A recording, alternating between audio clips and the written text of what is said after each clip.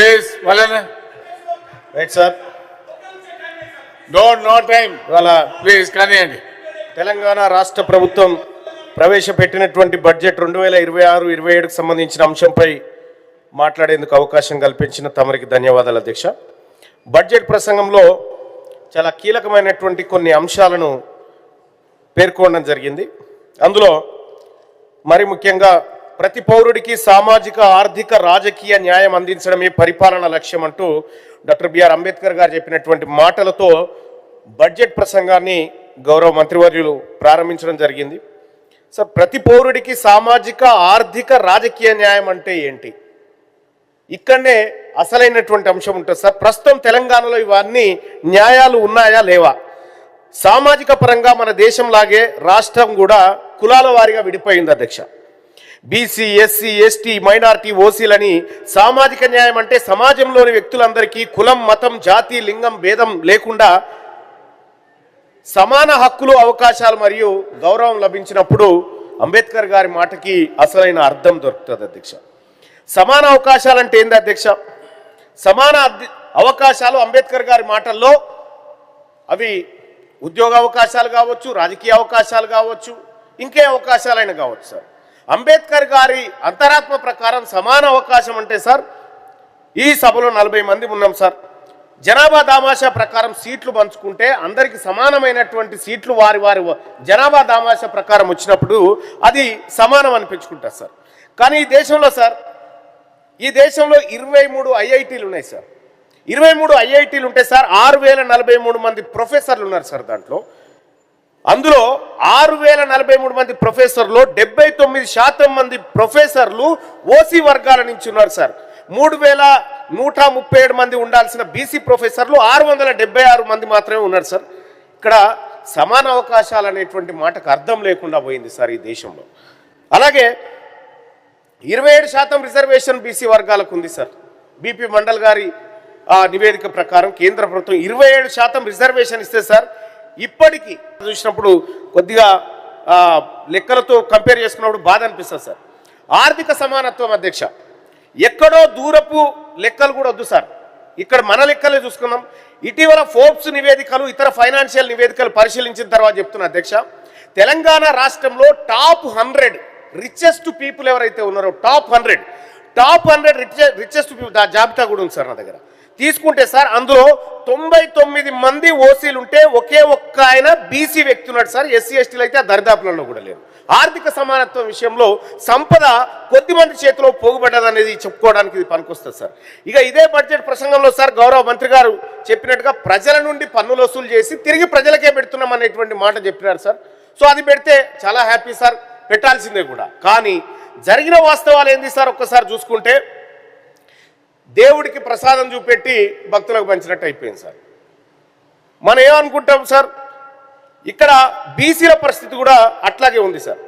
పొద్దుగానే గౌరవ మంత్రివర్యులు పొన్నం ప్రభాకర్ గారు దీనిపైన బీసీల బడ్జెట్ పైన ఒక ప్రశ్నకు సమాధానం చెప్పినారు సార్. ఆ లెక్కలు చూస్తూ ఉంటే సార్ దారుణాతి దారుణమైనటువంటి లెక్కలు సార్. కేవలం బీసీలకు చూపించి మరి అవి ఎవరికి మంచిగా ఎక్కడ పోయినాయో నిధులు పత్తాలేనటువంటి పరిస్థితి సార్. ఈ రాష్ట్రంలో బీసీల బడ్జెట్ కేవలం అంకెల వరకు మాత్రమే ఉంది, ఆచరణ వరకు లేదనేది ఈ బడ్జెట్ ద్వారా ఇదొక్క బడ్జెటే కాదు సార్. ఇగో సార్, మొత్తం 2014 నుంచి ఆ రోజు నుంచి జరుగుతుంది ఇదే సార్. ఆ రోజు నుంచి ఇలాంటి అన్యాయమే జరుగుతూ ఉంది సార్ బీసీలకు. సంక్షేమ విధుల్లో సార్ దాదాపు నిధుల్లో 8,000 కోట్లకు పైగా కోత పెట్టిరు సార్ అప్పటి వాళ్ళు. ఇప్పుడు దాదాపు ఒక 1900 3,000 అంటే దాదాపు ఇవి ఒక 15-20 వేల కోట్లు అయినాయి సార్. అంటే మాకు ఖర్చు పెడుతున్న నిధుల కంటే మా నుంచి ఖర్చు పెట్టకుండా మళ్లింపు చేస్తున్నటువంటి నిధుల సంఖ్యనే ఎక్కువగా ఉంది అధ్యక్ష.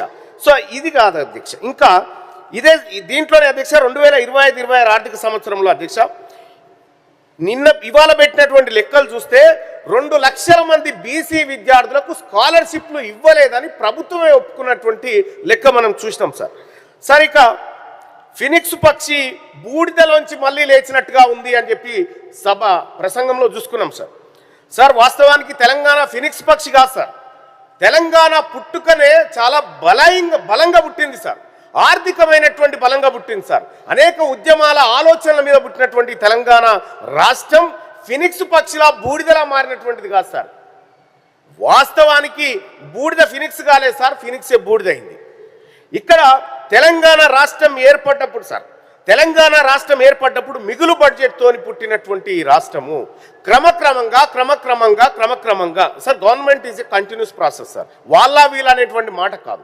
కానీ క్రమక్రమంగా 8 లక్షల కోట్ల అప్పుల ఊబిలోకి తెలంగాణ రాష్ట్రం జారిపోయింది సార్. సార్ ఇక్కడ ప్రజలే కాదు సార్, మిగులు బడ్జెట్తో పుట్టిన తెలంగాణ రాష్ట్రం ఇంత దారుణమైన అప్పుల్లోకి నెట్టబడ్డా సార్. ఎక్కడ దొరికితే అక్కడ సార్ 10% ఇంట్రెస్ట్, 9.5% ఇంట్రెస్ట్, 9% ఎట్లా దొరికితే అట్లా అప్పులు తెచ్చారు సార్. చివరికి రాష్ట్రం దివాలా తీసే పరిస్థితికి వచ్చింది సార్. సార్ ఒకప్పుడు మిగులు బడ్జెట్తో పుట్టినటువంటి తెలంగాణ రాష్ట్రం ఈరోజు తీవ్రమైనటువంటి అప్పుల్లో మనం సంపాదిస్తున్న మనం ప్రజలు కడుతున్నటువంటి పన్నులు కేవలం అప్పులు కట్టుకోవడానికే అయ్యేటువంటి పరిస్థితి వచ్చిందంటే రాష్ట్రం పరిస్థితి ఏ విధంగా దివాలా తీస్తూ ఉందో ఒక్కసారి అర్థం చేసుకోవాలి సార్. సార్ ఇదే బడ్జెట్ ప్రసంగంలో 11వ పాయింట్లో చాలా అద్భుతంగా రాశారు సార్. తెలంగాణ అస్తిత్వానికి మరియు సాంస్కృతిక సాంప్రదాయాలకు పండుగలకు మా ప్రభుత్వం పెద్దపీట వేసిందని. సార్ అసలు తెలంగాణ అస్తిత్వం అంటే ఏంది సార్, ఒక్కసారి సభలో మాట్లాడుకోవాలి సార్. సార్ తెలంగాణ అస్తిత్వం అంటే ఈ ప్రాంతపు మట్టి వాసన సార్, ఇక్కడ ప్రజల ఆత్మీయత, పౌరుషం, తాము కోరుకున్న విధంగా బ్రతకాలని అనుకోవడమే సార్, బ్రతకాలన్న ఆకాంక్షే ఇది అస్తిత్వం అంటే. ఇంకో మాటలో చెప్పాలంటే సార్, మా నీళ్లు, మా నిధులు, మా నియామకాలు సార్ తెలంగాణ అస్తిత్వం అంటే. నీళ్ల సంగతి ఒకసారి చూద్దాం సార్. కృష్ణా నదిలో తెలంగాణకు రావాల్సిన వాటా దాదాపు 560 టీఎంసీలు సార్, కానీ ఇప్పుడు దక్కింది ఎంత సార్, 299 టీఎంసీలు మాత్రమే. గోదావరిలో 980 టీఎంసీలు దక్కాల్సి ఉంటే దక్కింది 600 టీఎంసీలు కూడా లేదు అధ్యక్ష. ఇక తెలంగాణ అస్తిత్వంలో నీళ్ళ కథ ఇట్లుంటే అధ్యక్ష, నియామకాల కథ చూద్దాం అధ్యక్ష. ఆంధ్ర వాళ్ళు మన ఉద్యోగాలు దోపిడీ చేస్తున్నారని లొలిపెడితిమి. విద్యార్థులు రోడ్డెక్కే ప్రాణాలకు తెగించిండ్రు, ఆత్మ బలిదానాలు చేసిండ్రు. నాకు రాకపోయినా నా తెలంగాణ బిడ్డల కన్నా ఉద్యోగాలు దక్కుతాయని ఆశపడ్డారు. కానీ ఏం జరిగింది అధ్యక్ష, తెలంగాణ పబ్లిక్ సర్వీస్ కమిషన్ వద్ద నిరుద్యోగులు ఎంతమంది రిజిస్టర్ చేసుకున్నారో తెలుసా సార్? 32 లక్షల మంది నిరుద్యోగులు తెలంగాణ పబ్లిక్ సర్వీస్ కమిషన్ దగ్గర రిజిస్టర్ చేసుకున్నారు సార్ మేము నిరుద్యోగులమని. కానీ భర్తీ చేసిన ఉద్యోగాలు ఎన్ని సార్? భర్తీ చేసిన ఉద్యోగాలు చాలా అంటే చాలా తక్కువగా ఉన్నాయి సార్. సార్ ఇక్కడ 2019లో బిస్వాల్ కమిటీ వేసినటువంటి నివేదిక ప్రకారం 1,90,000 ఉద్యోగాలు ఖాళీ ఉన్నాయని చెప్పారు సార్ 2019. ఆ 2019 నుంచి సార్ దయచేసి క్షమించండి సార్, 2019 నుంచి ఇప్పటి వరకు సార్ భర్తీ చేసిన ఉద్యోగాలు 1,00,000 లోపు ఉన్నాయి సార్. మరి ఇంకా 1,00,000 ఉద్యోగాలు ఖాళీగా ఉన్నాయి సార్. కానీ ప్రభుత్వాలు ఉద్యోగాలు భర్తీ చేయడంలో నిర్లక్ష్యం వహిస్తూ ఉన్నాయి. ఉద్యోగాల కోసం మా నియామకాలను కొట్లాడినటువంటి నిరుద్యోగులు ఇలా రోడ్ల మీదకి ఎక్కి ఆందోళన పడి ఆత్మహత్యలు చేసుకునే పరిస్థితికి వచ్చింది. ఇదే కాంగ్రెస్ పార్టీ ప్రభుత్వం అధికారంలోకి వస్తే జాబ్ క్యాలెండర్ని ఇంప్లిమెంట్ చేస్తామని చెప్పి డేట్లు కూడా అనౌన్స్ చేసినారు సార్. డేట్లు అనౌన్స్ చేసిరు. ఆ డేట్లు చూసినప్పుడల్లా ఇక ఫలానా జూన్ 7 తారీఖు నాడు ఇది పడుతుందేమో, సెప్టెంబర్లో అది పడుతుందేమో అనుకున్నారు సార్. తీరా అధికారంలోకి వచ్చిన తర్వాత క్యాలెండర్ అనేటువంటి మాటను కాంగ్రెస్ పార్టీ ప్రభుత్వం మర్చిపోయింది సార్. ఇది నిరుద్యోగుల ఆశల మీద నీళ్లు చల్లినట్టుంది సార్. ఇది నియామకాల కథ సార్. ఇక నిధుల సంగతి చూస్తే సార్, ఇప్పుడు బడ్జెట్లో 3,24,234 కోట్ల రూపాయలు పెట్టారు సార్. మా నిధులు మాకే అంటే తెలంగాణ రాష్ట్రంలో బీసీల జనాభా 56.33% ఉందని చెప్పి 56.33% ఉందని చెప్పి సార్ బొండికో లెక్క చెప్పారు. ఆ లెక్క ప్రకారం బీసీలకి రాష్ట్ర బడ్జెట్లో దక్కాల్సింది 1,82,641 కోట్లు బీసీల వాటా దక్కాలి. కానీ ఈ బడ్జెట్లో బీసీలకు దక్కింది ఎంత సార్? కేవలం 12,511 కోట్ల రూపాయలు సార్. దాంట్లో కూడా ఇంకా పెట్టాల్సినటువంటి ఖర్చులు పెట్టకుండా కేవలం కేటాయింపులకే పరిమితం చేశారు సార్. సార్ రాష్ట్ర ఆర్థిక పరిస్థితి సార్, తెలంగాణ ఆర్థిక పరిస్థితి పరిపుష్టంగా తయారైందని చెప్పారు అనుకుంటా ఉన్నారు సార్. తయారు కాబోతుందని చెప్తా ఉన్నారు కూడా సార్. చేస్తాను సార్. సంవత్సరంలో సార్ గత సంవత్సరంతో పోలిస్తే వృద్ధి రేటు 10.7% పెరిగిందన్నారు సార్. నిరుద్యోగుల ఉద్యోగాలకు రాలే, నీళ్లు రాలే, నిధులు రాలే, ఏమీ రాలే. అప్పటికే మన గ్రోత్ రేటు మనకందనంత ఎత్తుకెళ్ళిపోతా ఉన్నా సార్. కంక్లూడ్ సార్ చేస్తాను సార్. తలసరి ఆదాయం గతం కంటే పెరిగింది. ప్రస్తుత రేట్ల ప్రకారం 4,18,931 కోట్ల రూపాయలు తలసరి ఆదాయం ఉందని చెప్తా ఉన్నాం సార్. సార్ ఈ లెక్కన ఒక ఇంట్లో 4 ఉంటే 16 లక్షల రూపాయల ఆదాయం అవుతుంది సార్. మొత్తం మొన్ననే గవర్నర్ గారి ప్రసంగంలో 1,05,00,000 రేషన్ కార్డులు మన దగ్గర ఉన్నాయని చెప్పుకున్నాం సార్. ఈ తలసరి ఆదాయం లెక్కతో చూసుకుంటే తెలంగాణ రాష్ట్రంలో ఒక్క తెల్ల రేషన్ కార్డు ఉండొద్దు. ఎందుకంటే రేషన్ కార్డు ఆదాయ పరిమితి గ్రామీణ ప్రాంతాల్లో 1,50,000, పట్టణ ప్రాంతాల్లో 1,00,000 రూపాయలు. మరి ఒక ఇంట్లో 16 లక్షల రూపాయల ఆదాయం ఉన్నట్టుగా మనం రాసుకుంటే ఇవి తప్పుడు సంకేతాలు అయితే ఇది ప్రజలకు ఈ సమాజానికి మంచిది కాదన్న విషయాన్ని తెలియజేస్తా ఉన్నా సార్.